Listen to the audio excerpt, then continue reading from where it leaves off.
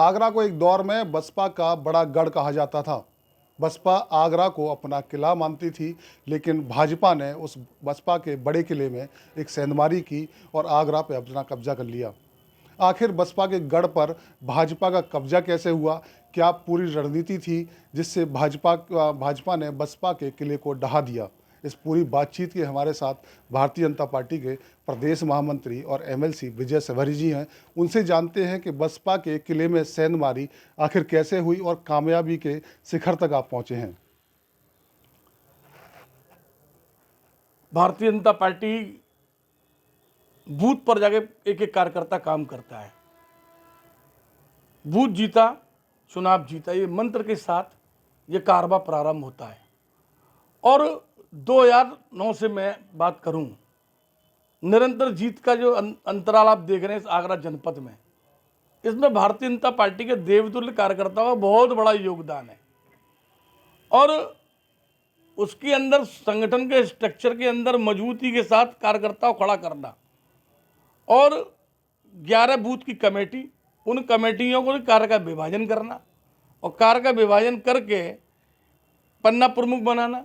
उस माध्यम से जब संगठन हमारा मजबूत हुआ और 2014, 17, 19 और 22 जिस तरह का से मोदी और योगी जी का जादू चला, सबका साथ, सबका विकास, सबका विश्वास, सबका प्रयास, इस 4 मंत्र के साथ उस बसपा की जो कैडर था, उस कैडर को लगा इस राष्ट्र के लिए, इस विकास के लिए, आत्मरक्षा के लिए, सुरक्षा के लिए, युवाओं के लिए, महिलाओं के लिए, दलित वंचित शोषित के लिए अगर कोई काम कर रहा है तो भाजपा की सरकार करेगी। और उसमें विश्वास जागने का काम हुआ। पंडित दीनदयाल उपाध्याय जी का एक सपना था, अंत्योदय। अंत्योदय मतलब सरकार की योजना अंतिम पायदान पे रहने वाला, गरीब व्यक्ति में रहने वाला, उसको योजना का फायदा मिले और मुख्य धारा में जोड़ें। वो काम बाखूबी हमारे कार्यकर्ताओं ने करके दिखाया है। इसलिए मुझे लगता है कि बसपा का जो एक स्ट्रक्चर था संगठन का, वो ख़त्म हुआ और बसपा के वोट बैंक में हमारी सेंधमारी हुई है।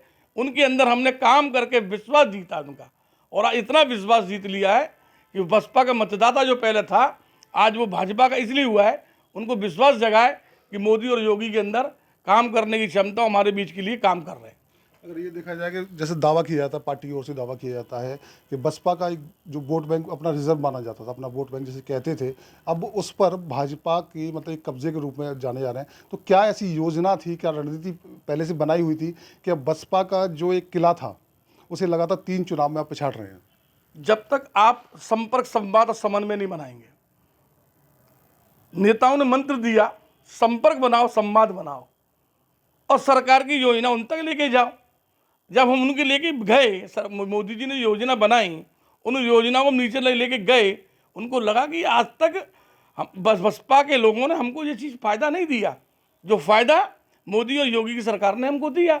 इसलिए जब उनको हमने विश्वास जीता है, जब भी उन्होंने हमको वोट कराए, और वोट कराए इसलिए हम जीत कर आए हैं। और हम आपको चैनल के माध्यम से विश्वास दिला रहा हूँ उस कैडरबद्ध लोगों को, इस राष्ट्रवाद के लिए, विकासवाद के लिए और गुड गवर्नेंस के लिए आपको भाजपा के साथ आना होगा। अगर देखा जाए चुनाव की हवा फिर से है, चुनाव नज़दीक हैं, तो कहाँ देखते हैं बसपा को इस लोकसभा चुनाव में? कहाँ स्टैंड करती है बसपा? मुझे नहीं लगता बसपा कहीं टिकेगी। भगदड़ की स्थिति है, 10 सांसद वो भी छोड़ने को तैयार बैठे हैं। जो वोट था उनका, वो वोट भाजपा की ओर आकर्षित होकर गया।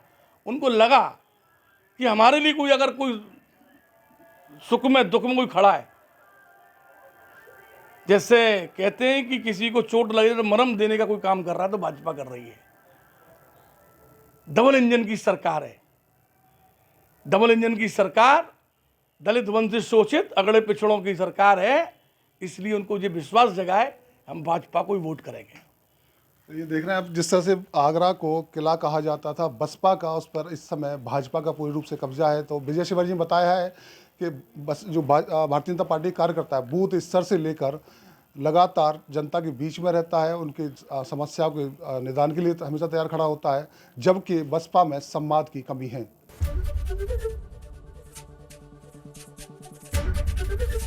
एबीपी गंगा, खबर आपकी, जुबान आपकी।